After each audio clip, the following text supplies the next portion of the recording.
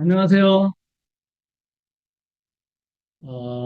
오늘 솜뇽과 기독학생연대가 공동으로 주최한 한국기독학생운동사 연구토론, 오늘은 일곱 번째 시간입니다. 오늘 특별히 구교용 목사님을 모시고 어, 80년대 이후 복음주의 청년학생 운동과 사회선교, 이런 주제로 당시의 생생한 역사 이야기를 들어보려고 합니다. 구경 목사님은 아마 모르시는 분은 안 계실 것 같아요. 여기 지금 계신 분들 다 아실 것 같고, 지금 줌 참석하신 분들도 뭐 다 아시겠지만, 그래도 간단히 설명을 좀 드리면, 어, 그 이제 청년 시절에 그 복음주의 청년 학생 운동에 활동을 하셨고, 경제정의 실천 시민연합 간사로부터 시작해서 기독교 사회선교 활동을 이제 좀 활발하게 하셨는데, 남북 나눔운동 간사, 교회개혁 실천연대 사무국장, 평화누리와 한화누리 사무처장, 그리고 6년 동안 성서한국 사무총장, 이렇게 정말 복음주의 사회선교의 핵심적인 그런 단체에서 젊음을 바친 그런 이제 분이십니다. 음, 그래서 오늘 그 목사님의 개인사 얘기도 조금 궁금한 거 좀 들어보고, 또 그 당시에 복음주의 청년학생 운동 얘기도 좀 들어보려고 합니다. 그러면 쭉 좀 네, 강연을 해주시고, 한 시간 반 정도 듣고 네네. 질문답 시간을 갖도록 예. 하겠습니다. 그럼, 박수로 환영해서 청해드리겠습니다. 감사합니다. 네, 불러주셔서. 예, 그러면 이제 제가, 먼저 쭉 제가 준비한 내용들을 말씀을 드리고 또 이제 끝나고 난 다음에 여러분들 궁금한 점들 또 이렇게 함께 또 소감 같은 것들도 나눌 수 있으니까 함께 나누면 좋을 것 같습니다. 참, 시기가 굉장히 절묘하다는 생각이 드네요. 마치 이번 그 강의를 이렇게 준비기 위해서 마치 윤석열 대통령이 백그라운드를 만들어준 것처럼 기기묘묘한 절묘한 시점을 이렇게 잡았습니다. 어, 사실 제가 이런 말씀을 왜 드리느냐 하면 진심으로 그렇게 느껴져요. 뭐 너무 뭐 젊어서부터 저하고 같은 그런 상황에서 하셔서 이런 상황들을 경험해 본 50대 이상 되는 분들은 늘 이전부터 했었던 그 뭐 민주화나 뭐 우리 사회의 변화라는 게 그렇게 하루아침에 이루어진 건 아니다라는 얘기를 하면 아유 아저씨들 또 똑같은 소리 또 하고 있네. 이제 그런 얘기들을 반복해서 들어서 지겨울 수 있었는데 이번에 이제 그런 일들이 그 정말 그 아저씨들 얘기가 그냥 단순히 라떼는이 아니라 충분히 가능한 얘기였었구나 라는 것을 너무 이렇게 확연하게 보여주는 사건이잖아요. 그래서 아직도 미완이긴 한데 거의 뭐 마무리가 되어 가고 있는 것 같지만 사실은 또 아직도 긴장이 여전히 남아있는 상황이기 때문에 저는 이번 일 겪으면서 두 가지로 크게 놀랐습니다. 첫째는 이제 그야말로 진짜 대통령이 만든 쿠데타죠. 이것들을 이렇게 주관한 소수들이 너무 비슷한 언어로 그 분위기를 자아내려고 노력했잖아요. 그죠? 그래서 계엄 선포령을 뭐 자유민주주의 내부를 암약하고 있는 반국가 세력의 대한민국 체제 전복 위협으로부터 자유민주주의를 수호하고 국민의 안전을 지키기 위해 이런 단어 여러분 좀 젊은 분들은 굉장히 생소한 단어인데 저희는 너무 익숙해요. 그래서 너무 좀 시대착오적이다. 이거 좀 쓰더라도 현실에 좀 맞는 표현들을 쓰지 뭐 베낀 것 같은 이런 표현들을 그대로 썼을까라는 그런 생각이 있는데 그러나 국민들의 반응은 너무 달랐다. 이미 그 시대가 아니다라는 것을 더 확실하게 보여준 것 같습니다. 그래서 단순한 비관이나 낙관이 아니라 오히려 이후에 우리의 역할들이 얼마나 더 중요할까라는 것을 깊이 생각해보는 기회라는 생각을 합니다. 그래서 저에게 이런 시간들을 주신 거는 단순히 저는 진짜 아까 이제 이력 양력에서도 약간 말씀을 소개를 해주셨지만 제가 뭐 대학을 졸업하고 신대원을 졸업하면서 제가 이렇게 살아야 되겠다 결심을 해서 이렇게 산 게 아니거든요. 그냥 그때그때마다 이렇게 하는 게 제일 나로서는 제일 충실한 이 삶일 것 같다. 그래서 한 번의 선택을 하고 두 번의 선택을 하고 한 곳을 또 갔다가 또 다른 곳들로 이어지는 그 과정들을 거치다 보니까 어느 날 보니까 이제 여기서 30년 동안 활동을 한 거예요. 저는 저의 평범한 뭐 제가 그렇게 대단한 사람이 아니기 때문에 그냥 저의 작은 경험을 통해서 좀 당시의 주류 교회들과 청년들은 어떤 심정을 갖고 교회가 그때 있었고 또 그때 청년들은 어떤 심정이었을까? 저는 지금도 너무 생생하게 기억이 납니다. 그래서 그런 얘기들을 통해서 우리가 현재의 교훈들을 좀 찾는 시간이 되면 좋겠다는 생각을 합니다. 자, 뭐 시간이 많지 않으니까 다 생략하고 바로 강의로 들어가면요. 저는 일단 우리 그 복음주의 청년학생 운동을 말씀을 지금 제가 드려야 되는데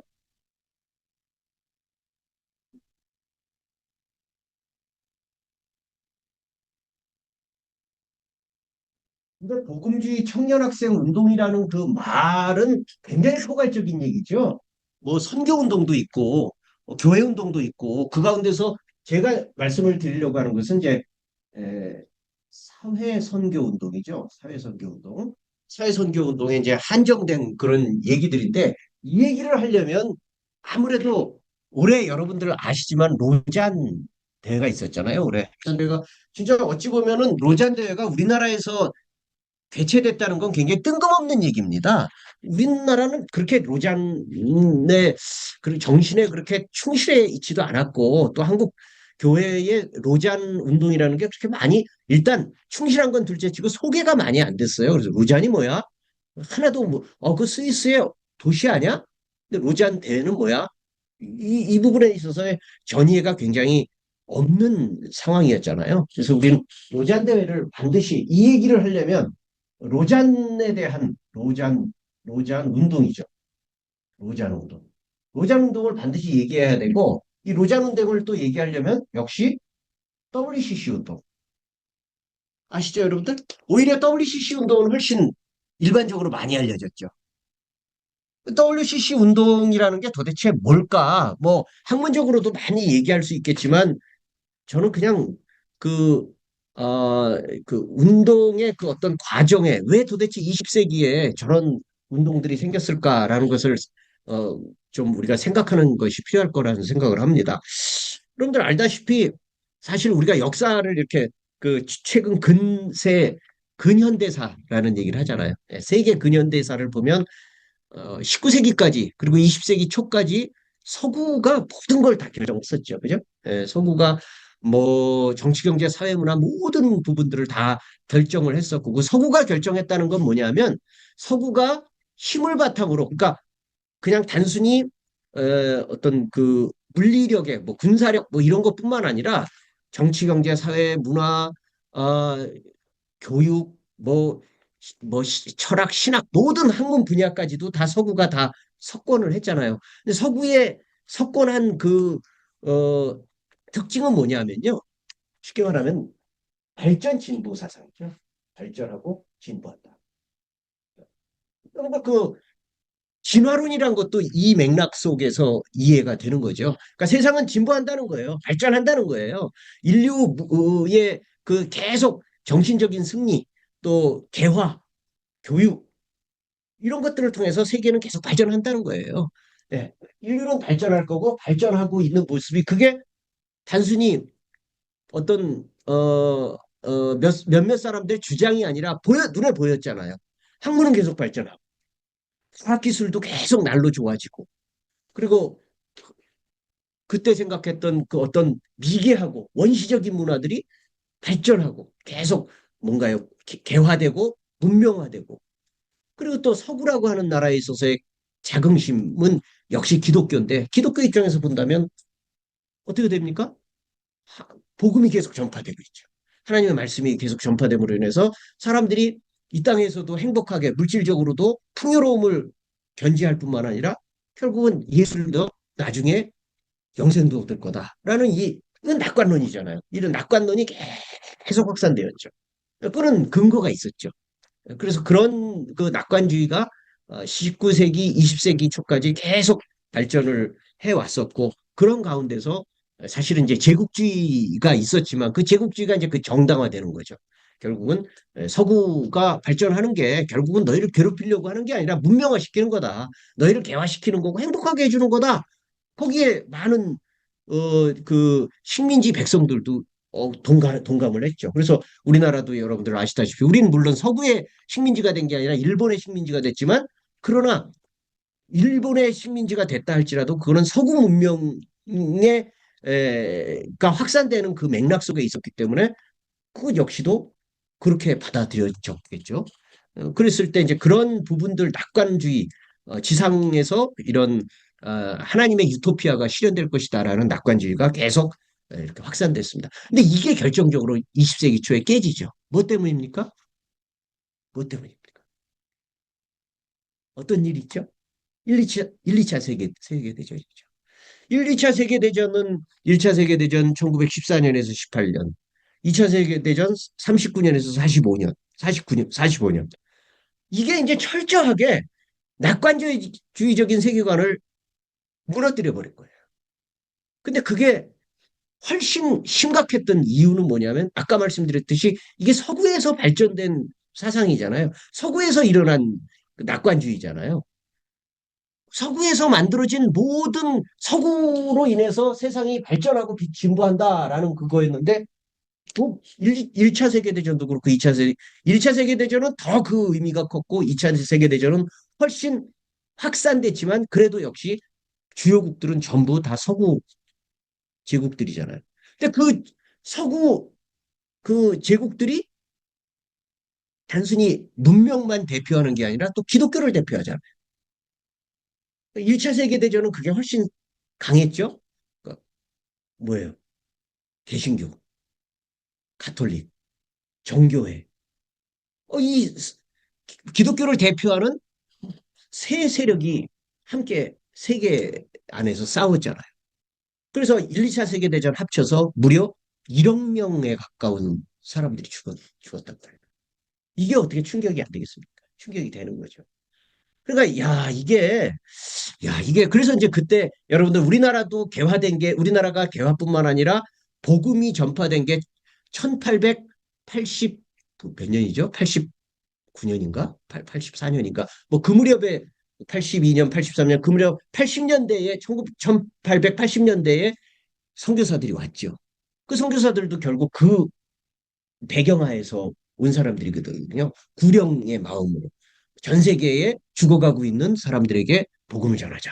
좀 그러면서 빨리 본론으로 가시면 좋을 것 같습니다. 네네네네네 시간이 지금 네, 네네 그런 얘기가 많습니다. 부분들이 되다 보니까 이제 이 WCC가 결국은 무슨 얘기를 하려고 하는 거냐 하면 우리가 단순히 구령 사업으로 되는 것이 아니라 인간화의 과제가 들어가지 않고서는 안 된다라는 것 때문에 WCC 운동이 시작됐죠.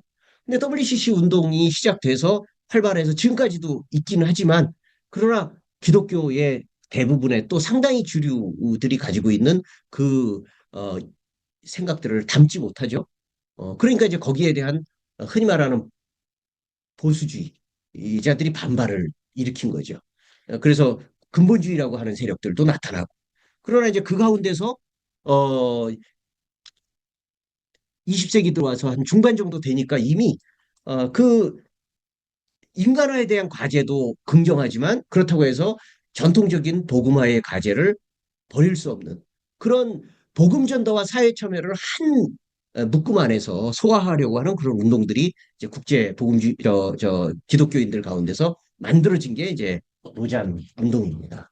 그래서 1974년도에 로잔에서 처음으로 이제 우리가 잘 알고 있는 빌리 그레함 미국을 대표하는 그러니까 부흥주의 큰 거대 기독교 운동이지만 그래도 어쨌든 약간 사회에 대해서 열려 있는 그런 그 보수적인 기독교 대형 교회 운동과 그리고 존 스토드를 비롯한 훨씬 영국 중심의 보수적이긴 하지만 그래도 사회에 대한 열려 있는 그리고 남미에 또 많은 뭐그이 복음이 함께 결합해서 로잔 운동을 만들었죠. 그래서 이제 74년도에 그 로잔 운동이 있어서 이게 이제 사실 국제 복음주의라고 얘기하는 이 보수주의 안에서는 통전적인 활동을 해나가는 데 있어서는 이 로잔 운동이 어찌 보면 제일 시초라고 할 수 있었을 겁니다. 그러니까 그런 면에서 이 로잔 운동이 없었다면 우리 복음주의 청년학생 운동 이후에 있었던 80년대, 90년대에도 사실 뭐 없었다라고까지 얘기할 수는 없지만 굉장히 어려웠지 않을까라는 생각을 지금 와서 생각하면 정말 많이 느끼게 된다는 겁니다. 그래서 이 얘기를 소개하려고 말씀을 드렸습니다. 여기 로잔 운동의 로잔 대회에 한국인들도 참여했습니다. 예. 뭐 김환란 박사를 비롯해가지고 한 10여 명 정도가 참여를 했는데 그때가 1974년이니까 유신이 한참 벌어지고 있던 그 한 중간이었기 때문에 거기 갔다 왔던 한국인들은 입도 뻥끗 못했어요. 예, 거기서 뭐 내용도 사실 지금 와서 보면 별것도 없거든요. 그냥 하나님이 원하시는 세상은 단순히 어떤 예수만 잘 믿어서 구원받는 그것이 아니라 사회에 구체적으로 벌어지고 있는 이 사회 문제들에 대해서 우리가 관심을 가져야 된다. 그렇다고 해서 그 내용이 무엇이다, 무엇이다, 무엇이다를 구체적으로 열거하지도 않았었어요. 그냥 그런 것들이 있다라는 것을 하는 거였는데 그 당시에 유신시대에서는 그 얘기를 얘기할 수 없었던 거죠. 그러니까 한국에서는 알려지지 않았어요. 갔다 왔다는 소식도 몰랐고 그 소리 뭘 듣고 왔는지 보고 왔는지도 본인들도 말하지 않았습니다. 나중에 1980년대에 들어서 비로소 이제 참석자 중에 얼마 전에 작고 하신 조종남 박사라고 서울 신대 그 성결교회 아주 큰 대부 역할을 하시는 조종남 박사가 그 이후에 자기가 갔다 왔던 80년대 한 10여 년 정도 지나서 갔다 왔던 내용을 약간 이렇게 그 잡지 같은 데다가 서술을 했었고 또 영국에서 공부하시던 지금도 이제 그 우리 복음주의 쪽에서는 굉장히 활동을 많이 하셨던 학복협의 상임 대표를 하셨던 이승장 목사님 이런 분들이 이제 영국이나 미국에 이렇게 뭐죠? 유학을 하신 이런 분들이 간간히 로잔에 대해서 외국에선 배웠으니까 그 내용들을 약간 소개를 합니다. 그리고 또 이제 우리 손봉호 교수님 또 아시죠? 예, 손봉호 장로님 같은 경우는 워낙 또 이제 파란에서 공부를 하셨었고 그래서 본인이 직접 체험하신 건 아니지만 또 그 내용들을 소개하시는 걸 통해서 비로소 1980년대에 들어와서 로잔 운동이라는 게 있었다. 그리고 그 내용에 이러이러한 부분들이 있다라는 간단한 소개가 있었어요. 근데 정말 간단한 소개입니다. 별 내용도 없어요. 근데 이게 마치 이렇게 그 타들어갈 정도로 이렇게 바삭바삭하게 말라 있는 상황에서 그냥 무리 성냥개피 하나라도 너무 이렇게 그 수분이 없이 말라 있으면 뭐 기름을 붓지 않고 뭐 폭탄을 던지지 않아도 그냥 성냥개피 하나로 성냥 하나만 붙여도 그냥 확 타듯이 그 당시에 분위기가 이미 뭐 우리가 잘 알다시피 그 당시였잖아요. 네. 그러니까 이미 그 12.12, 저 10.16, 12.12가 다 지나고 나서 전두환 정권의 그 독재가 가장 폭압이 왕성했던 시기, 1980년대 초, 그 무렵에 복음주의 청년들도 가운데서도 그 똑같은 청년이 교회를 다니든 안 다니든 경험하는 건 마찬가지야. 보는 건 똑같잖아요. 자기들도 느끼고 있는 그 현상을 보는데 그러나 이제 교회에서는 전혀 가르침이 다른 거죠. 교회에서는 우리 로마서 13장에 나와 있는 것처럼 위에 있는 권세에 복종하라. 참 많이 들었던 설교예요. 예, 위에 있는 권세에 복종하라. 그리고 왕들을 위해서 기도하라. 그리고 이 이제 찬송가에도 많이 나왔지만 세상은 바라볼 게 없다. 하나님 이제 천국에 가는 것이 우리의 소망이다. 이런 찬송을 계속 부르는 가운데서 우리가 사회에 대한 관심을 기울이고 세상이 어떻게 된다라는 것을 관심 기울이는 건 일단 뭐 그때는 뭐 진보다 보수다 이런 개념이 아니라 중요한 거는 믿음이 없는 거예요. 그건 믿음이 없는 겁니다. 하나님을 생각하고 우리가 하나님 안에서 구원받고 이런 것들을 생각해야 될 사람들이 왜 쓸데없이 세상이 이렇게 되고 누가 뭐 분신을 하고 뭐 누가 잡혀가고 아니 누가 왜 그 데모하래? 누가 왜 그 저 나라에 그렇게 그 항의를 하는 그런 행동은 그건 잘못된 거다라는 생각 속에 있었기 때문에 이 어, 똑같은 젊은 피를 가지고 학교를 다니거나 또는 청년으로서 거리를 지나가면서 느끼는 그런 동일한 관점을 가져도 우리 여러분 마찬가지잖아요. 정리가 안 되는 거잖아요. 네, 정리가 안 되는 거잖아요. 똑같은 불의한 상황을 보더라도 그 불의한 상황을 특별히 우리 그리스도인들 같은 경우는 거기에 대한 해석이 굉장히 중요한 건데 그것을 교회만 가면 대부분의 그 큰 교회들에서 얘기하는 것처럼 관심을 가질 바 아니고 오히려 그것은 하나님을 대적하는 일이고 그 교회를 해치는 일이다라는 식의 설교를 듣게 되면 멈칫하게 되잖아요. 그죠? 고민스럽죠. 대부분의 사람들은 그래서 그때가 여러분들 그래서 부흥운동이 많이 일어났잖아요. 우리 한국 교회에 부흥운동이 아주 많이 일어났습니다. 그래서 경배와 찬양. 그러니까 그런 데에 빠지는 거야. 청년들 젊은이 문화가 그러니까 한편에서는 그런 막 분신하고 뭐 시위하고 집회하고 잡혀가고 고문받고 이런 상황에서 한국의 대중적 그 기독교 청년 문화는 그 아까 말씀드렸던 어, 찬양 경배와 찬양 이런 쪽으로 어, 흡수되면서 거기에 이제 우리의 젊음들이 이렇게 헌신하고 또 수련회하고 그런 일들이 그래서 80년대에는 선교단체들이 또 굉장히 많이 활성화됐었죠.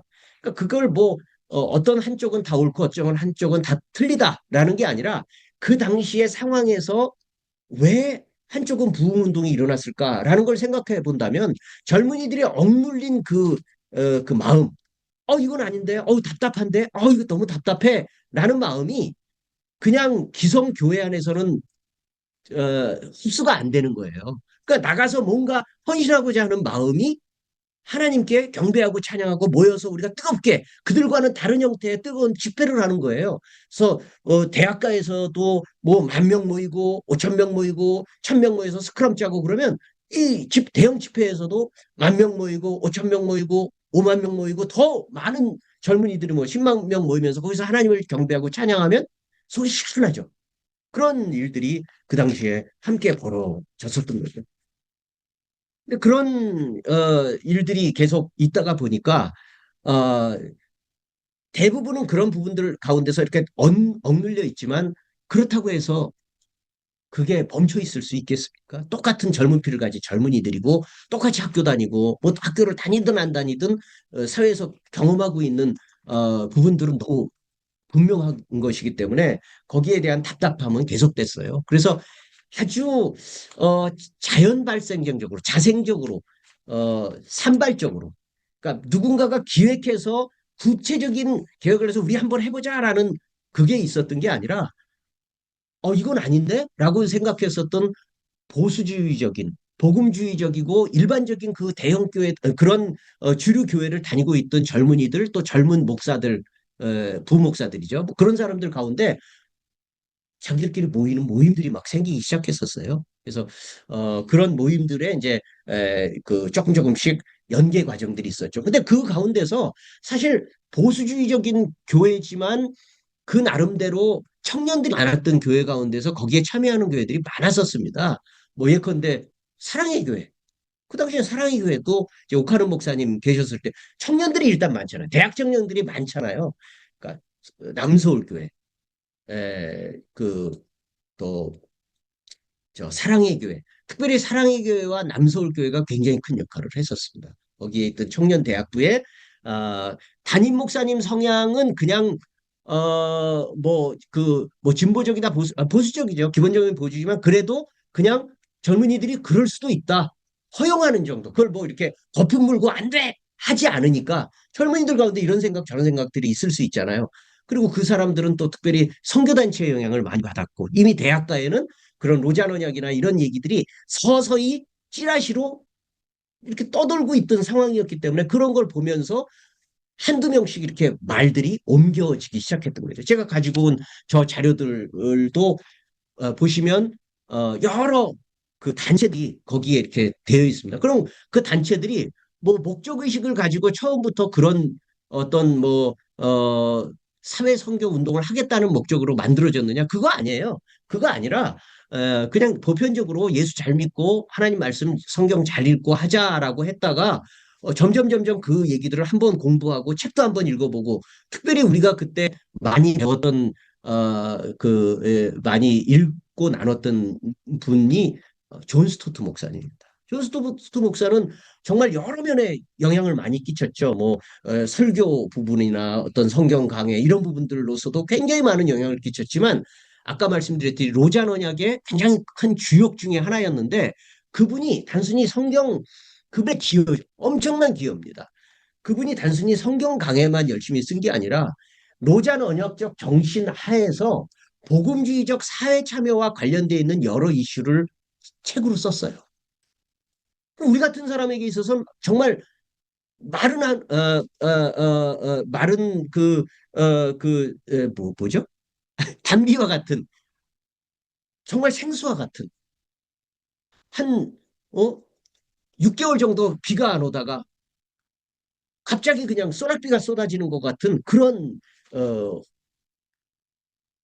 해가를 느꼈습니다. 저도 그 책 정말 많이 읽었어요. 그분이 쓰신 책들 막 읽고 저는 이제 강남구 삼성동에 있는 그 교회에서 첫 모교회였었고 거기 교회를 다녔었고 거기 청년부 회장도 하고 그랬었는데 저는 이제 그런 것들을 조금씩 공부를 하면서 저 스스로가 참여를 하면서 또 교회 와가지고는 제가 몇몇 관심 있는 청년들 불러놓고 또 공부도 가르치고 제가 그랬었어요. 그 책, 존 스토트 목사님 책 함께 읽으면서 가르치기도 했던 그 기억이 납니다. 아무튼 이렇게 작은 작은 그 그룹들이 이런 활동들로 이렇게 대거에 만들어지는 과정을 만들어 갈 수 있었죠. 80년대 이후에 강남 중산층 무게 이미 중산층이라는 것이 한편으로는 보수하지만 또 한편으로 보면 그때가 이제 그 한국 사회에 대학이 이제 막 이렇게 막 그 활성화되는 시기였잖아요. 80년대가. 그러니까 그 기독교인들 가운데서도 지식인들이 많아지는 거예요. 그래서 나름대로 배우고 공부했던 사람들이 늘어나니까 주요 대형교회 청년부, 대학부 그리고 자생적 모임들에서 복음주의라는 이름이 그때 처음 저도 들었습니다. 그전에는 복음주의라는 말이 없었어요. 우리나라에서 더군다나 쓰임 받은 자가 없었어요.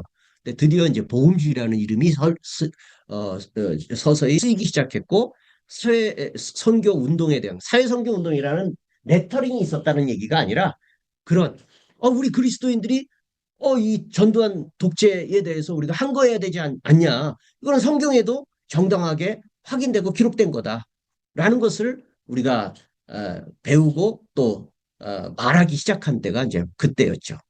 그래서 여러분들 잘 알다시피 1987년은 역사의 길이 남을 해잖아요. 박정철, 이한년 열사 그리고 6월에 있었던 민주화 대투쟁 그리고 마침내 대통령 직선제를 이제 6.29 선언 이후에 쟁취를 했죠. 그래서 정말 우리가 그토록 바라던 전두환 정권의 그 몰락은 아니었지만 전두환 정권의 말기에 그 다음에 이제 우리가 대통령이라는 것은 지금까지의 형태로는 그냥 거의 뭐 지명은 아니지만 지명이나 비슷한 전두환 이후에 그 군부 독재가 만들어낼 그 사람이 자연스럽게 이동된다라는 생각을 가지고 있던 상황이었기 때문에 대통령이 국민이 직접 뽑는 이미 유신 시대 이후로 벌써 국민이 직접 대통령을 뽑는 일이 사라졌거든요. 그러니까 1971년도에 박정희와 김대중의 대통령 직선제가 마지막이었죠. 그러니까 71년부터 지금 87년이면 16년 만에 대통령을 자기 국민들의 손으로 뽑게 되는 상황이 6.29 선언 이후에 생긴 거죠. 그러니까 이제 온 국민들이 기뻐하면서도 한편으로 보면 너무너무 불안하잖아요. 지금 우리 시국 이거 보면서 여러분들 생각해 보세요. 딱 그 아닌 밤중에 홍두깨라고 저는 요즘에 파주에서 일을 하거든요. 이틀씩 파주에서 이렇게 이제 노동을 해요. 그래서 노동을 해가지고 그날 무거운 물건을 굉장히 많이 해서 제가 그때 한 9시 그러니까 10시 좀 못 돼서 잠자리에 들었어요. 그래서 저희 딸이 아빠 계엄령이 일어났대. 그런데 그런 내가 얼마나 무슨 첫 반응이 뭐였냐면 무슨 쓸데없는 소리 하고 있어. 그리고 화장실 갔다 와서 다시 자려고 하는데 그 얘기를 들었으니까 에이 그래 핸드폰이라도 한번 보자. 그리고 그 카톡을 보니까 난리가 난 거예요. 그러니까 참 웃겼죠. 기가 막히고 웃겼는데 근데 그게 결국은 한 두어 시간 만에 국회에서 결국 표결 처리됨으로 인해서 190대 0으로 인해서 뒤집혔잖아요. 6.29 선언이 그런 거라고 보시면 돼요. 네. 아, 이 독재는 계속될 것 같다. 아, 이 전두환의 독재는 계속될 거야. 군부가 여전히 왕성하고, 아, 이 군부대, 야, 5.18 광주를 알고 있던 우리이었기 때문에, 야, 한 번 탱크 동원하기가 힘들지, 뭐 두 번이 힘들겠냐. 이거 곧 진압할 거다. 계엄령에 대한 얘기가 그 당시에 굉장히 많이 있었거든요. 그래서 그때도 계엄령에 대한 얘기는 엄청나게 많았었어요. 그래서 다 두려워하고 있던 시기였는데, 6.29 선언으로 대통령 직선제를 받아들이겠다. 라고 했을 때 국민들이 얼마나 환호했겠습니까? 딱 그 시점과 지금과 같다는 거죠. 그러나 여러분, 6.29 선언이 다 끝난 거였었어요? 아니었죠. 그러고 나서 결국 대통령 직선제를 했지만 그 이후에 합법적으로 민주화된 그런 민주인사가 대통령이 된 게 아니라 전두환을 이어서 어, 군부 독재의 하수인이었던 노태우가 대통령이 됐잖아요. 그러니까 그런 것처럼 지금도 역시 여전히 긴장과 갈등의 한 중심에 아직 마무리되지 않은 가운데 있다라고 생각하시면 될 것 같습니다. 근데 어쨌든 그랬을 때 우리들의 마음은 그 당시에 이제 정치권에서도 마찬가지, 야당에서도 드디어 대통령 직선제를 하게 되니까 그때 이제 삼김이라고 얘기하지만 김대중, 김영삼, 김종필 다 출마를 하거든요. 그러니까 각 당마다 자기들이 당을 하나씩 다 만들어가지고 처음에는 그렇지 않고 단일화해서 한 사람만 내겠다고 했다가 나중에 다 나왔죠. 아무튼 중요한 거는 정치권에서도 야당들도 전부 다 대통령을 해야 되는데 제일 큰 문제가 뭐냐면 과연 정부가 그 군부 독재 세력이 이걸 정말 제대로 선거를 치를 것이냐. 얼마나 의구심이 있겠어요. 그 당시니까. 지금보다 더 심각했잖아요. 그러니까 그 당시에는 이때 제일 중요한 게 뭐냐면 이 국민들의 힘으로 쟁취해낸 대통령 직선제 선거를 어떻게 공정하게 치를 거냐. 이게 제일 큰 문제였었어요. 그래서 공정감시. 하여간 이 선거를 공정하게 그리고 관권 선거나 부정 선거가 되지 않도록 우리 그런 경험이 너무 많으니까 4.19 때도 4.19가 생긴 발족도 역시 3.15 부정선거였잖아요. 그리고 그 이후에도 계속 있었던 박정희 시대 때에 김대중을 의식하면서 있었던 모든 선거들이 다 부정선거였고 당연히 이번 선거도 지금 전두환이 그렇게 호락호락하게 정권을 내줄 리가 없다. 부정선거가 이런 거. 그러니까 거기에 그 당시에는 모든 민주 세력들이 전부 이 선거 감시에 다 동원됐어요. 이게 복음주의 사회성경 운동의 기폭제가 된 거예요. 우리도 저거는 할 수 있다. 우리도 지금까지 숨죽이고 있었지만 저거는 해야 되겠다.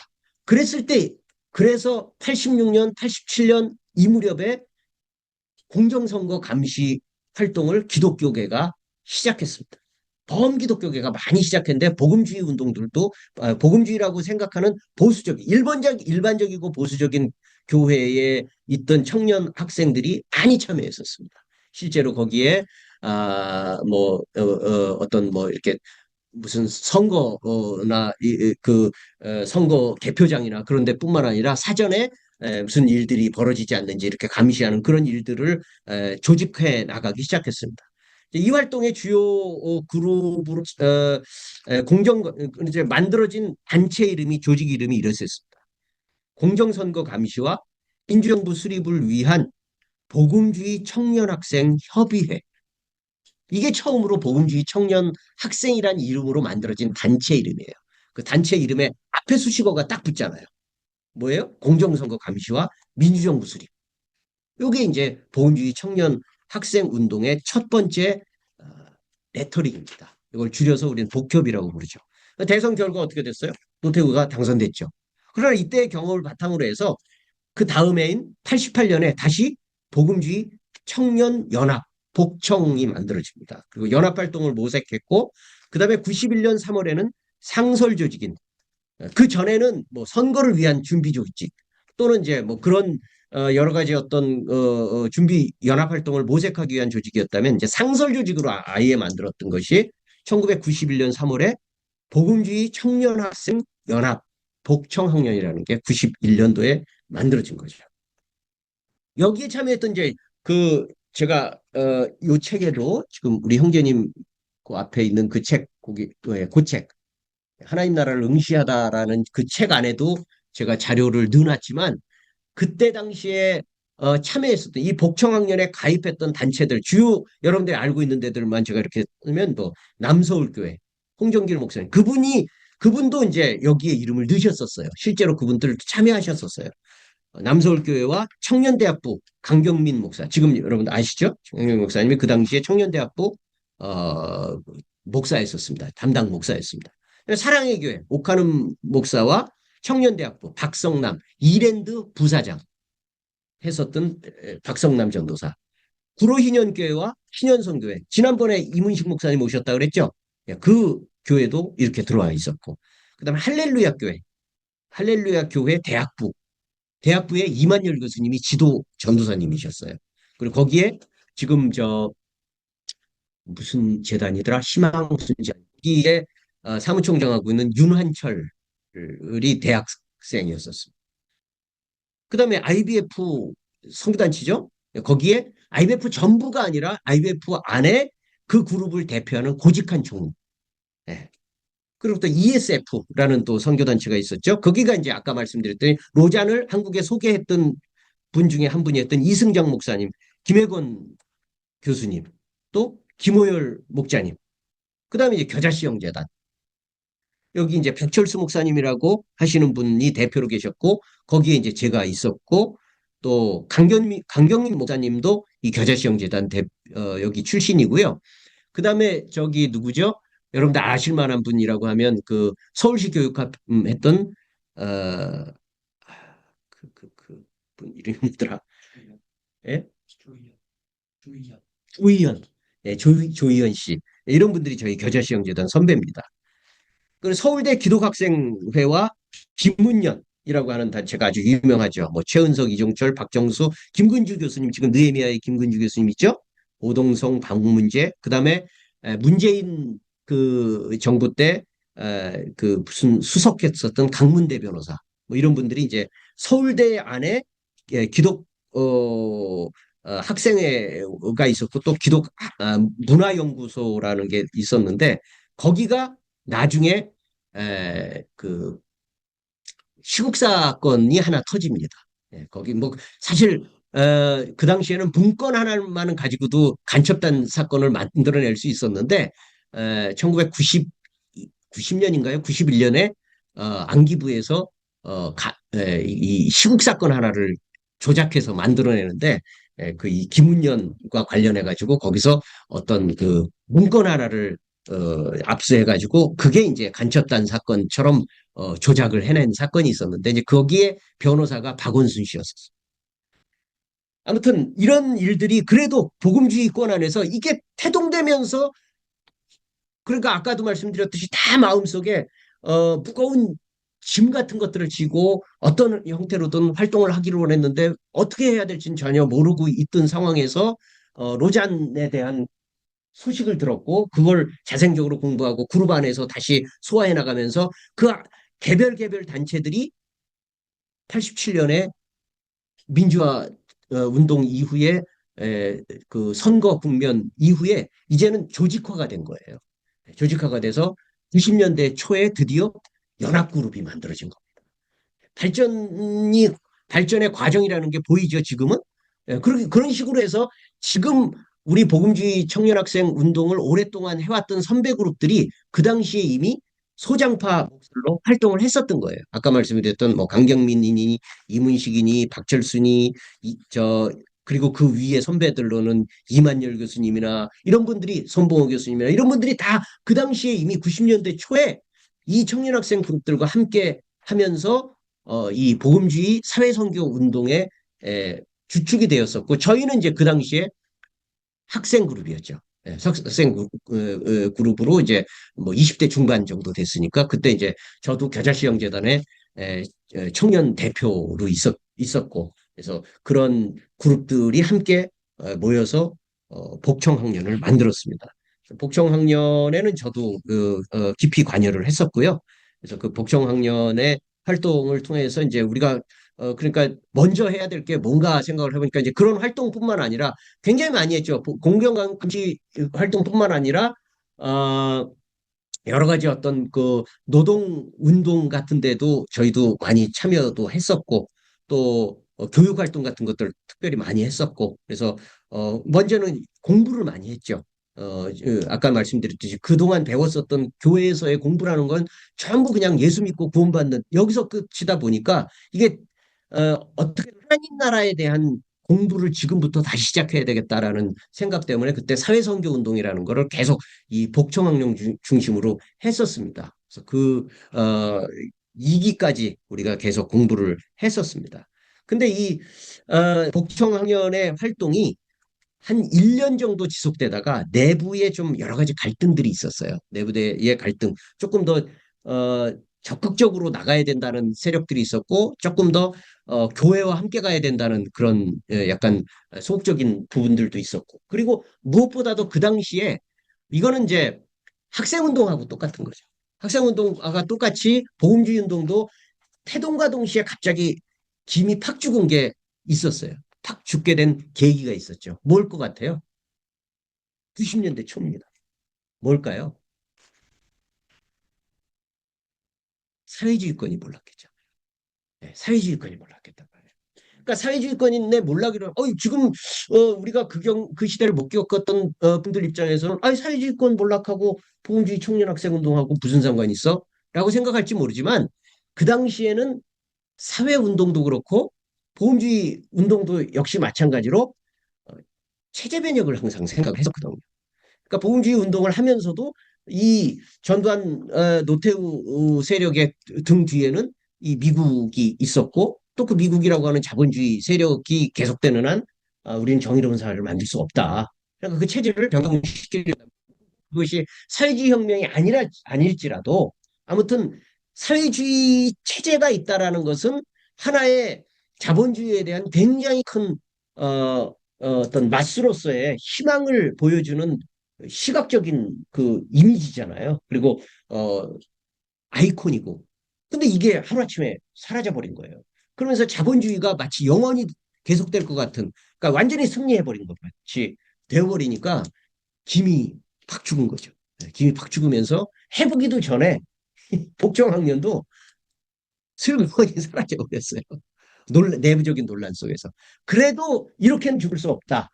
라고 해서 마지막으로 만들어낸 게 그러면서 이제 어떻게 보면은 뭐죠? 최종 결과물로 우리가 조직은 움직이지 못한다고 할지라도 이대로 죽을 수는 없고 뭔가 우리의 자식은 만들어놔야 되지 않겠냐. 그러면서 만들어 놓은 자식이 뭐냐면 복음과 상학이에요.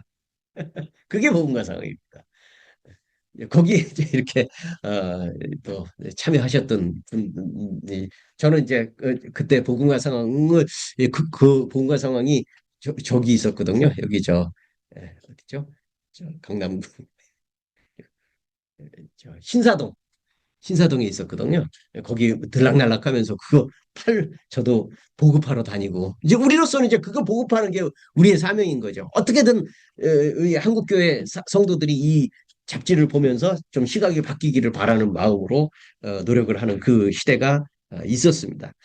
그러니까 아까 말씀드렸듯이 쭉 진행되는 가운데서 참 열기가 그러면서 이제 이미 우리 시국은 어떻게 됩니까? 뭐 노태우 정부가 들어섰는데 이 노태우 정부도 사실은 굉장히 어 성격을 그냥 전두환 독재정권하고 똑같이 보기는 어려운 부분이 있죠. 노태우 정부는 그래도 여러 가지 부분에 있어서 자기들이 소수파였기 때문에 그 대세를 수용하지 않을 수가 없었던 부분들이 있었죠. 이미 민중운동은 그 민주화 운동은 이미 굉장히 뿌리를 많이 내렸기 때문에 아무리 정권이 그 다시 연장이 됐다 할지라도 민주화 운동의 열기 자체는 그다지 식지 않았었기 때문에 노태우 정부도 어느 정도 여러 가지 부분에 있어서 이렇게 유화책을 쓸 수밖에 없었고 그리고 무엇보다도 93년도에 이제 드디어 김영삼 정부가 들어서면서 김영삼 정부는 분명히 공과가 크죠. 그 3당 합당을 통해서 그 독재와 야합한 부분이 있지만 그럼에도 불구하고 민주화 운동을 했었던 장본인 중에 하나였고 또 그런 부분들을 많이 수용했고 물론 대북 정책에 대해서는 뭐 너무나도 잘못된 일들을 많이 했지만 전체적으로 수용한 한국 사회의 민주화의 분위기에 있어서 중요한 역할들을 한 건 또 사실이기 때문에 그러한 조금씩 90년대 중반을 이후를 지나가면서 점점 나라가 사회 변화를 수용하는 과정들이 점점 생기잖아요. 그러니까 90년대 중반 이후에는 더 이상 어, 체제 변혁 운동이라는 거는 점점 의미를 잃어갑니다. 여러분 체제 변혁 운동이라는 게 뭔지 아시겠죠? 예, 아까도 얘기했던 정권 타도죠. 정권 타도. 네, 정권 타도가 아니라 이제는 체제 자체에 대한 완전한 이렇게 그 바꾸려고 하는 그런 시도보다는 물론 이제 그런 사람들이 전혀 없었다는 것보다는 전체적인 그 전체적인 주류는 어, 어떤 뭐랄까요? 어쨌든 민주화가 될 수 있는 과정으로 민주정부가 세워지는 선거를 통해서 합법적인 민주정부가 세워질 수 있는 그 당시에는 뭐 민주당 유일했기 때문에 어, 김대중 또 그다음에 노무현으로 열매를 맺었잖아요. 그래서 10년 내 민주당 정부가 98년부터 2000 몇 년까지입니까? 2007년인가요? 그때까지 계속 되면서 만들어졌잖아요. 그러니까 체제 변혁 운동은 이제 사회 운동권도 그렇고 또 이 기독교 운동에서도 사라진 거예요. 그러니까 전체적인 의미에서의 청년 학생 운동이라는 것이 큰 조직으로서 만들어지지 않았고 아까 말씀드렸듯이 2000년대 들어서는 이게 분화가 돼서 보험과 상황뿐만 아니라 개별 단체로 만들어집니다. 여러분들이 요거를 하나 이제 기억하셔야 될 것 같은데 이제 많이 들으신 단어 중에 하나겠지만 노장 운동을 계승하는 부분에서 만들어진 거는 이제 복음주의라는 용어가 있다고 하면 이 WCC 운동으로 대변되는 용어 그 운동적 용어는 뭐죠? 에큐메니칼이라고 부르잖아요. 에큐메니칼. 근데 이게 다 사실은 정확한 용어는 아닙니다. 로자는 복음주의라는 말도 상당히 논쟁점이 많은 부분이에요. 왜 그것만 복음주의냐? 우리는 복음주의 아니냐라고 하는 논쟁점도 있을 뿐만 아니라 에큐메니칼도 절대 진보적인 사회참여 운동을 대변하는 용어가 아닙니다. 이 에큐메니칼이라는 원래 용어가. 근데 이제 한국적인 상황에서는 복음주의 그러면 훨씬 보수적이긴 하지만 그래도 꼴통은 아니고 나름대로 사회에 대한 관심이 있는 걸 복음주의라고 부르고 그다음에 에큐메니칼이라는 것은 다름이 아니라 진보적인 기독교 운동을 하는 사람들이 에큐메니칼이라는 용어로 이렇게 와전돼서 지금 사용될 뿐이지 실제 원뜻은 아닙니다. 근데 지금 현재는 어쨌든 사용되는 용어니까 그렇게 씁시다. 자, 복음주의와 에큐메니칼이 있다면 현재 운동, 사회선교는 똑같이 하나님 나라의 사회선교 운동, 사회선교 운동, 뭐 하나님 나라 운동이라고 이름을 쓸 수도 있겠죠.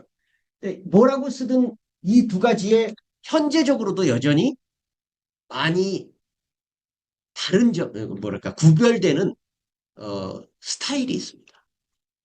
그 스타일이 뭘까요? 여기 에큐메니칼은 아무래도 이제 WCC로 비롯해서 국제적인 그, 어, 뭐 교단들도 있고.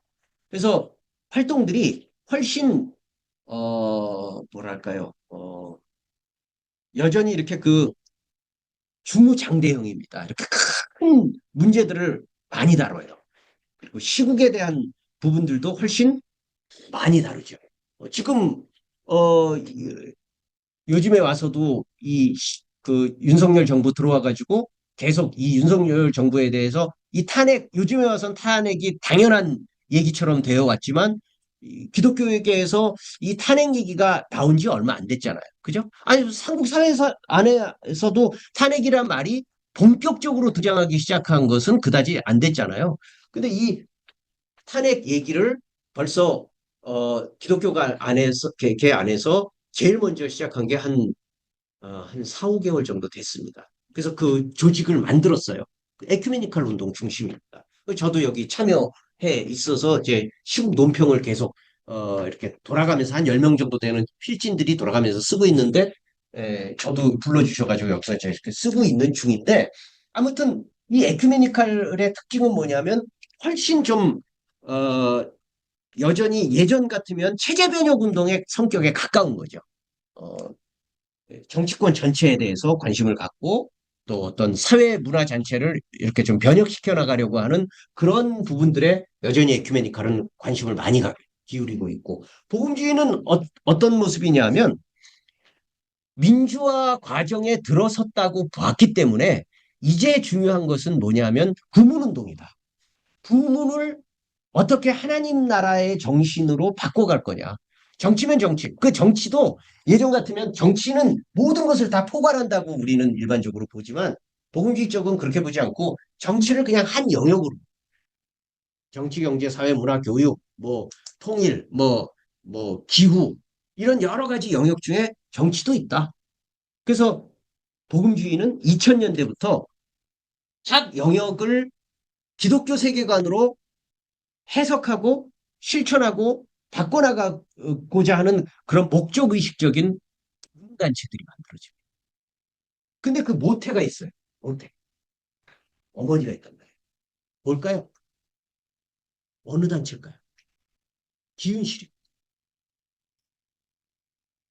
기윤실은요, 저도 이쪽에서 30년 동안 일 활동을 해서 저는 기윤실 실무자를 진짜 이쪽 봉주의 쪽에서는 나름대로 중요한 단체들은 다 해봤지만 기윤실은 제가 한 번도 뭐 간사도 해본 적이 없어요. 여기는 실무자를 해본 적이 없어요. 저의 성향하고는 좀 다르기 때문에.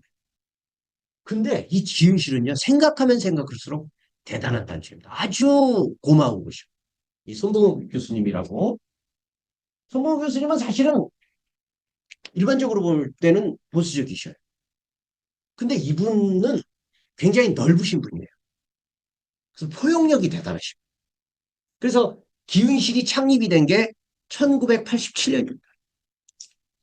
아까 말씀드렸던 민주화 대운동이 일어나던 그 무렵에 이미 창립을 했었어요.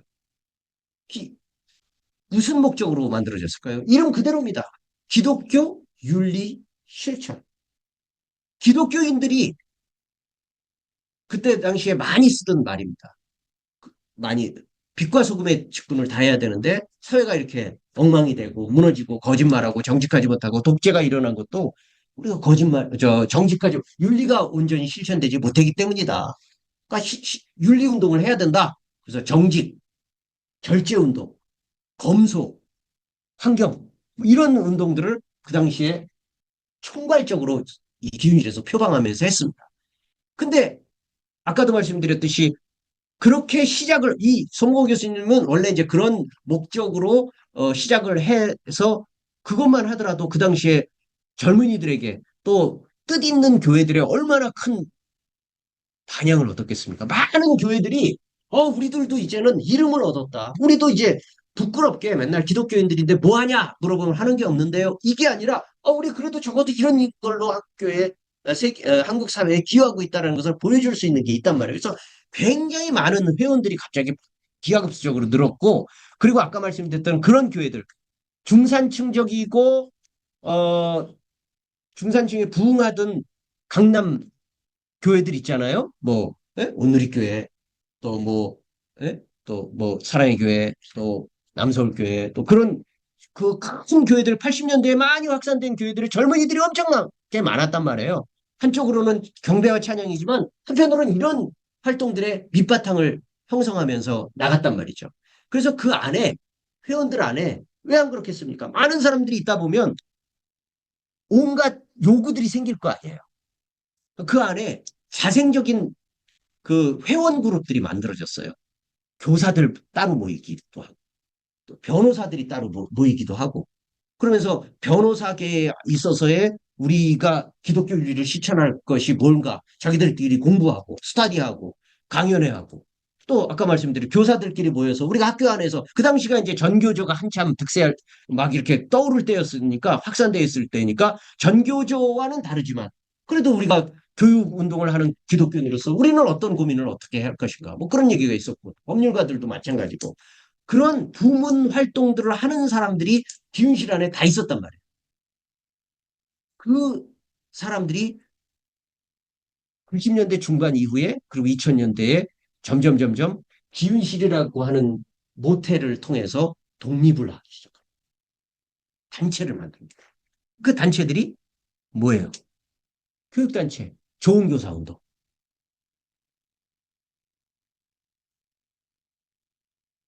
통일운동, 좋은 교사 운동, 1995년.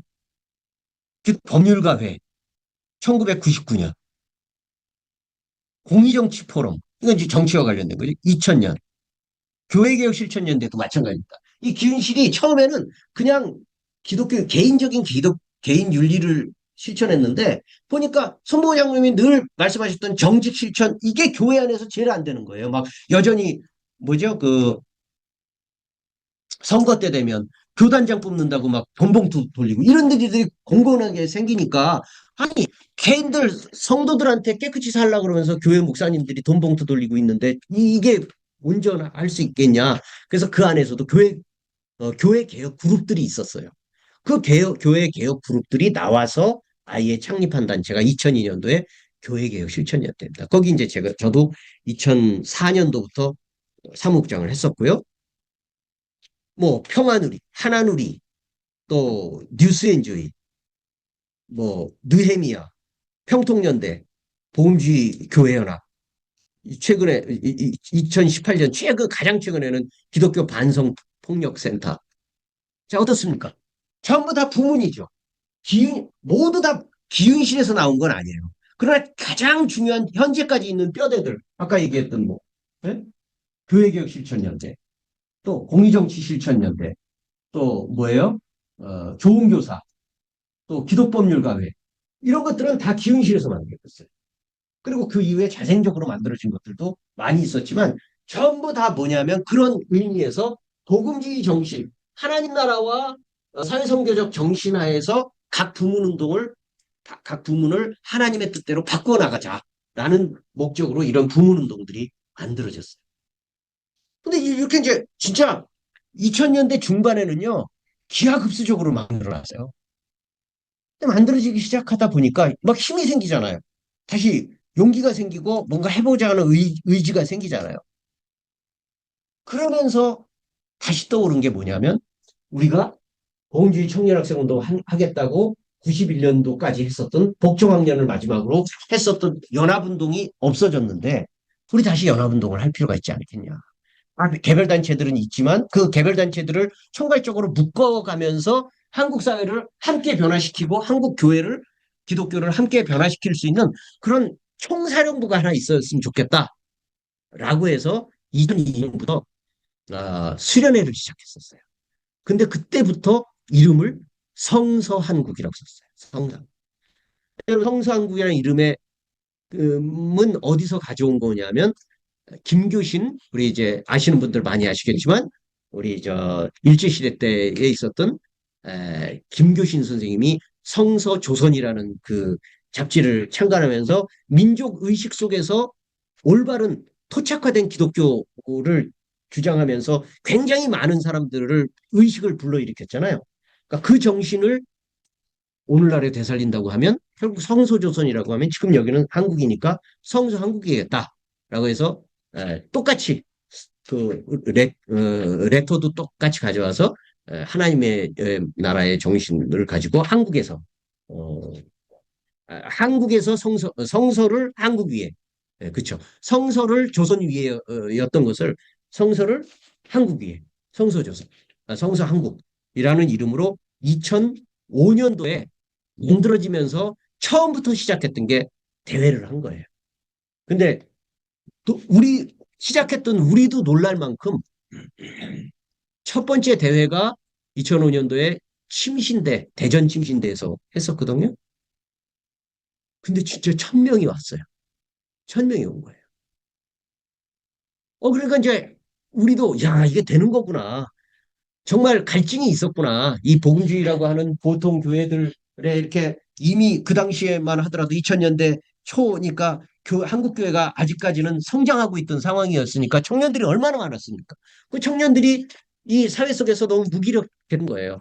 그래서 이 단체들을 이 만들어낸 성상국 대회라는 게 처음엔 뭔지도 제대로 몰랐지만 여기에 참여하면서 한 번 참여하고 두 번 참여하고 여러 번 이렇게 반복하면서 의식들이 깨이기 시작하죠. 그리고 그 교회 안에서들도 청년 대학부에 갔다 왔던 사람들의 생각들이 달라지고 그러면서 굉장히 영향력들을 많이 끼치죠. 우리는 이제 저도 그런 질문을 참 많이 듣지만 야, 보금지 사회성장 운동을 했다고 하는데 도대체 니네가 한 게 뭐냐? 뭐 아니 결과가 뭐 열매가 없지 않냐? 뭐 너희 뭐 한국 사회 안에서 너희가 바꾼 게 뭐가 있어? 라고 왕왕 물어요. 제가 어떻게 답변할 것 같습니까?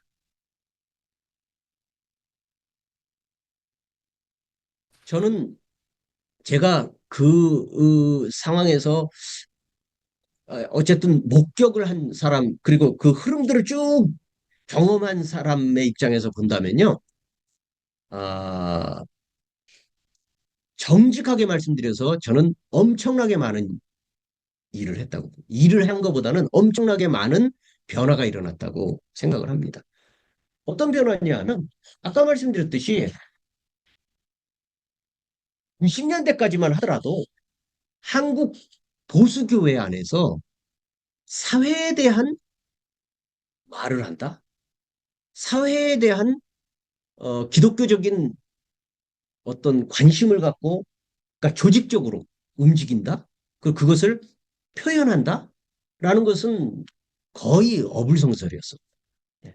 그거는 거의 일어나지 않았었어요. 그러니까 개별적인 관심들이 있었겠죠. 어디나 다 소수의 그 반동분자들이 있으니까 다 있을 수 있겠죠. 근데 그게 아니라 그냥 그런 얘기들을 할 수 있고 또 그런 표현들을 통해서 뭔가를 모색할 수 있는 지점들은 이 운동이 없었다면 불가능하겠습니다. 뿐만 아니라 교회도 마찬가지입니다. 지금 어떻습니까, 여러분? 지금 아무리 그 보수적인 교회고 뭐 큰 교회라고 할지라도 교회 안에 어떤 그 목사님의 엄청 일이라든가 아니면 무슨 뭐 사건이라든가 횡령이라든가 이런 일들 생기면 어떻게 되죠? 다 밝혀집니다. 다 이게 밖으로 드러나요. 뭐 좋은 결과를 맺지 못한다고 할지라도 최소한 분란이라도 일으킵니다.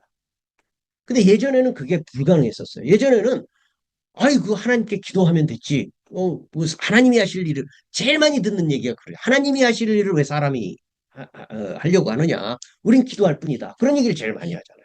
기도할 뿐이다. 하나님이 하실 일이다. 특별히 그런 얘기 많이 하죠. 목사님은 하나님이 의 종이기 때문에 하나님이 손대시지 사람이 함부로 하다가 벌 받는다. 이런 얘기를 정말 많이 들었어요. 지금 요즘에 그런 얘기하면 비웃음 받죠. 이게 이런 운동이 없이 가능했겠습니까? 불가능했어요. 이런 30년 동안, 40년 동안에 그런 욕 먹으면서 너희는 교회를 깨는 자야. 너희는 하나님을 대적하는 자들이야. 너희는 사회를 교란시키는 인물들이야. 너희는 빨갱이야. 너희는 좌파야. 종북이야. 이런 소리 들어가면서 저도 수없이 많이 그런 소리를 들었지만 그런 소리를 들으면서 그걸 그냥 일상적으로 감내했던 사람들의 오랜 인내가 없었으면 지금 이게 이렇게 일반화되지 않았어요. 그러니까 저는 변화가 있다. 다만 우리가 그걸 못 느끼는 건 뭐냐면 이미 이 변화가 너무 일반적이기 때문에 마치 옛날부터 그랬던 걸로 아는 거예요. 그거는 지금 요번 뭡니까? 계엄령 이전에 아니 원래 대통령은 국민의 말을 듣는 거고 국민이 주인인 거고 그리고 우리나라 대한민국은 이제 계속 발전하는 거 아니야? 라고 생각했다가 갑자기 그냥 헷가닥 뒤집어져가지고 하루아침에 대통령도 저런 짓을 할 수가 있네. 그리고 대한민국도 어느 순간에 요즘엔 더구나 전쟁에 대한 공포까지 느끼잖아요.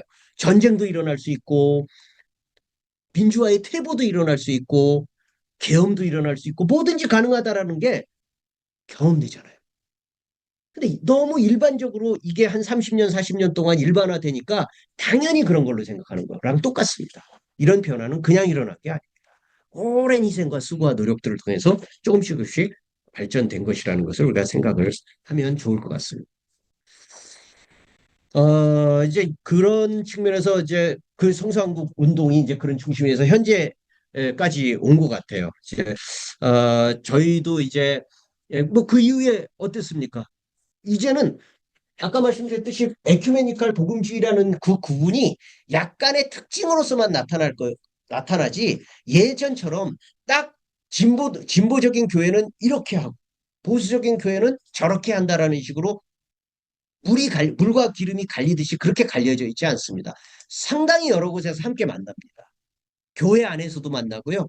광장에서도 만나고 토론장에서도 만나고 어느 곳에서나 이제는 복음주의 에큐메니칼이라는 그 구분이 그렇게 큰 구분이 아닙니다.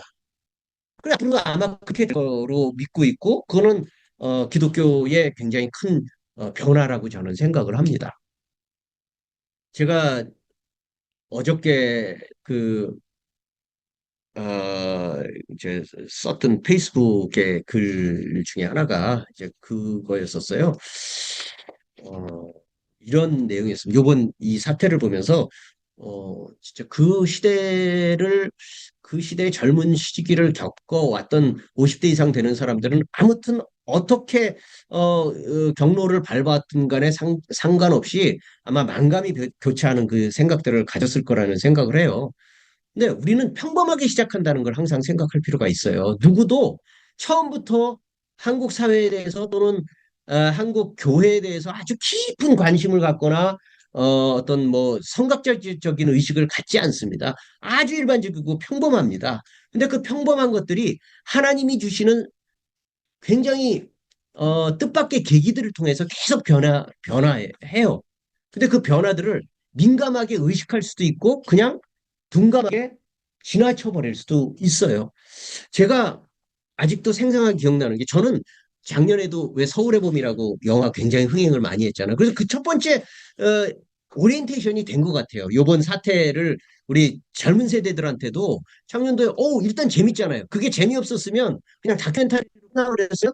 사람들이 그거 나왔다고 하더라도 거의 대부분 사람들한테 무시됐을 텐데 1급 배우들이 나와서 굉장히 스토리가 재밌게 진행됐잖아요. 근데 저는 그 시대가 지금도 워낙 어려서부터 그런 쪽에 좀 관심이 많은 사람이라서 다 기억나요. 12.6 사태, 박정희 대통령이 서거하고 12.12 사태가 일어날 때가 79년이죠. 제가 중학교 1학년 때예요. 중학교 1학년 때 저는 박정희 대통령을 굉장히 흠모했었어요. 많은 사람들이 그랬겠죠. 저도 많이 흠모했기 때문에 박정희 대통령 돌아왔을 때 뭐 누가 가르쳐서가 아니라 다 국민들 많은 사람들이 그때 북한이 쳐들어올 거다. 나라가 망한다. 이런 생각이 정말 들었었어요. 야, 이거 나라가 망한다. 그럼 박정희 대통령이요. 18년 동안 집권했어요. 태어나서 또 박정희였고 그 순간까지 중학교 1학년 때까지도 박정희였었어요. 네, 제가 66년생이고 박정희가 쿠데타를 일으킨 게 61년이고 집권이 63년이니까 당연히 그렇죠. 저는 태어난 순간에도 박정희였고 그 중학교 1학년 때도 박정희였으니까 박정희만 그 왕과 대통령의 차이를 별로 구분을 하지 못했죠. 나라가 망했죠. 났죠. 막 정말 두려움에 떨었었어요. 근데 너무 생생하게 기억나는 게 12.6 사태 그 박정희 대통령 시해 사건 전모 발표를 한다는 머리가 이렇게 벗겨진 장 나와서 기자회견을 했잖아요. 그 사건을 발표했잖아요. 그 표현 중에 또렷하게 아직도 기억나는 게 박정희 대통령이 총을 맞고 나서 그 옆에 있던 사람들이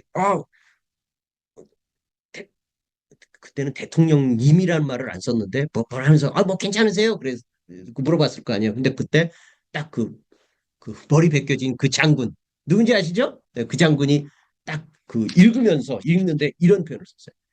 나는 괜찮아. 음, 나는 괜찮아.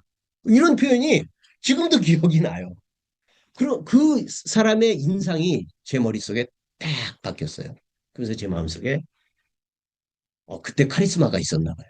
그 사람이. 야, 박정희 대통령은 죽었지만 야, 저런 사람이 다시 정권을 잡으면 우리나라가 좀 살아나지 않겠냐. 이게 뭔 생각이래요? 아무튼 저의 기도가 응답이 됐는지 그 사람이 정권을 잡아가는 모습이 서서히 생기잖아요. 그리고 다음 해에 제가 학교를요. 그때 저희 집이 천호동에 있었어요. 그리고 학교를 신당동에 있는 배명중학교를 다녔어요. 지금은 그 학교가 저기 송파로 옮겼어요. 삼전동 그쪽으로 옮겼는데 제가 다닐 때는 신당동에 있었어요. 신당동에서 천호동까지 매일 등교를 했거든요. 근데 80년, 그러니까 제가 중학교 2학년 때죠. 이거 봄에 차가 도로 막히는 거예요. 근데 거기가 꼭 저기였어, 행당동. 한양대 앞에. 한양대 앞에서 계속 막히는 거예요. 그래서 그냥 뭐, 한 10분이면 지나갈 때가 1시간이고 2시간이고, 그러면서 어른들 얘기를 들어보니까 학생들이 데모를 해서 그렇다. 그러니까 제 마음속에 막 저주가 막 욕이, 어휴, 이 공부하라는, 공부를 안 하고, 대학생 놈들이, 뭐, 어른들이 하는 얘기 그대로 똑같이 할 거야. 대학생 놈들이 하라는 공부를 안 하고, 이 길거리나, 그래서, 어쩌고 저쩌고, 아이, 나쁜 놈의 새끼들. 이랬었던 거죠. 이게 서울의 봄이에요. 1980년 봄이었었어요. 그러니까 그런 그 경험들을 하면서 저는 당연히 그 시국에 대한 인식이 그 요즘 말하고 있는 그, 어찌 보면 윤석열이 발표했던 그런 시국 인식하고 똑같은 인식을 저는 가지고 살았었죠. 거기에 아주 충실하게 애국심이 가득 차가지고, 그렇게 살았었습니다. 근데 대입 시험을 제가 84년도에 치렀는데 대입 시험 딱 끝나고 나서 서점을 갔는데 그때도 책은 좋아했었거든요. 서점에 갔었는데 제 눈에 딱 박히는 책 하나가 있었어요. 분단을 넘어서라는 책이었었어요. 근데 제가 그 책이 왜 그 리영희 교수님이라고 한양대 교수님이 쓰신 책인데 그 책을 왜 눈에 들어왔느냐면 아까 말씀드렸듯이 저는 아주 반공주의자였거든요. 그리고 아주 애국심에 가득 차 있었기 때문에 그 당시 청년들보다 훨씬 남북 관계에 대해서 관심이 많았었어요. 북한을 어떻게 하면 저 무찔러서 이겨서 뭐 이런 생각들을 하고 있는데 전쟁이나 아니면 국방이나 이런 거에 대한 관심이 많았어요. 근데 분단을 넘어서 이것도 그런 책인가 보다. 그리고 산 거예요. 보니까 그 내용이 완전히 제가 알고 있던 내용 완전히 다른 거예요. 고3 시험 보고 나서 완전히 세계관이 바뀐 거예요. 그러면서 대학을 들어갔죠. 또 제가 이제 철학을 공부했거든요. 철학 공부하고 그 당시에 8호 학번이니까 그 당시가 이제 딱 그 시기거든요. 지금 이제 이 국회의원들 중에 이 86 국회의원들 엄청나게 많잖아요. 저희 있을 때 제 바로 위에 그 위에 있던 학번에 그 뭐 총학생회장 출신들이든지 뭐 저희 동년배든지 그 아래든지 뭐 그 80년대 중반 학번들이 초중반 학번들의 들이 지금 국회의원들이 돼 있는 거죠. 그러니까 그런 시기를 이렇게 지나가면서 저도 그 시기에 이념적 공부들을 많이 했죠. 그래서 저 역시도 나름대로 이제 그 사회 변혁에 대한 꿈을 꾸고 있었던 차에 그러나 일말에 하나의 에, 불편함은 아까 말씀드렸듯이 교회를 다니고 있었거든요. 근데 교회의 설교와 가르침하고 이게 맞질 않는 거예요. 그러니까 계속 불편한 거죠. 학교 가가지고는 이 얘기 듣고 교회 가가지고는 저 얘기 듣고 그러니까 막 이게 혼란스럽죠. 근데 그게 하나 한 쾌로 묶이는 계기가 있었는데 1986년 12월 저는 이런 거는 다 기억하잖아요. 1986년 겨울이었는데 저희 교회에 엄청 보수적인 저희 교회에 성가대 헌신 예배에 어떤 외부 강사분이 한 분 오셨는데 이분이 그분 설교 한 번 듣고 제가 너무 그 마음에 감동을 얻었어요. 그분 이름이 김진홍입니다. 김진홍. 김진홍 목사님이라는 분이 우리 교회에 전혀 교단도 다르고 우리 교회에 오실 수 없는 분인데 나중에 얘기를 들어보니까 성가 대장님이 목사님을 설득해서 좋은 강사님 있습니다. 그래서 억지로 하고 갔다는 거예요. 근데 저는 이제 그때 얘기 들으면서 제가 가지고 있던 그 혼란, 사회는 여기에 있고 기독교 신앙은 여기에서 이게 완전히 이렇게 나눠져 있었던 게 그게 신앙 안에서 하나가 될 수 있다라는 것을 김준호 목사님 그 설교를 들으면서 제가 시원함을 얻었죠. 그리고 나서 그 다음에 이듬해에 2월 달에 신문을 보는데 그 하단에 김진홍 목사님 연속 사경회 이게 광고가 있는 거예요. 그래서 당연히 갔죠. 한 3일인가 4일인가 남서울교회에서 했었습니다. 거기 가서 제가 그 강연 들으면서 더 확신을 얻었죠. 그리고 그 강연회를 주최한 단체인 겨자씨형재단이라는 데 제가 가입을 한 거예요. 그래서 저는 신대원에 들어가기 전에 이미 하나님 나라에 대한 공부를 했고 또 이 사회선교회 존 스토트 뭐 로잔 운동 그때 이제 배운 거예요. 근데 처음으로 배운 거예요. 배우면서 오히려 학교 때는 안 배웠죠. 신대원에서 이런 거 안 가르쳐 줍니다. 그러니까 이제 저는 그 활동을 통해서 어 이미 이제 그런 이런 내용들을 접했고 아까 말씀드렸던 제가 역사를 쭉 먼저 복음주의 사회선교 운동의 그 역사를 쭉 말씀드렸잖아요.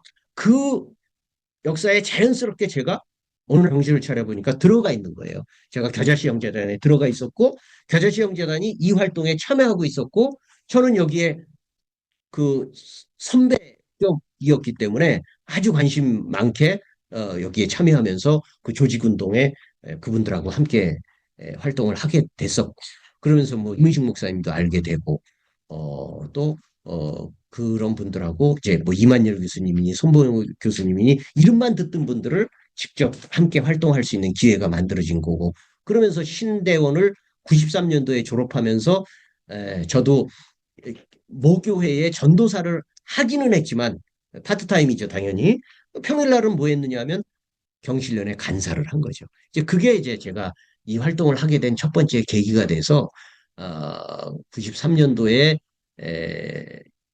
6월 달인가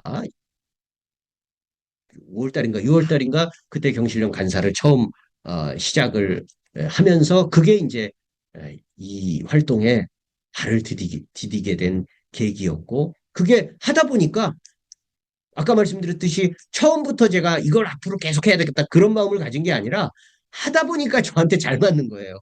내가 이런 체질이네. 내가 이런 활동하는 걸 좋아하는구나. 야, 이거 재밌다. 그래서 그냥 단체들은 계속 바꿔가면서 하다 보니까 이제 지금까지 이 활동을 하게 되었습니다. 일단 여기까지 시간을 일단은 1차적으로 좀 마무리를 하는 게 필요하다고 말씀하시니까 여기까지 일단 제 준비한 걸 마치겠습니다.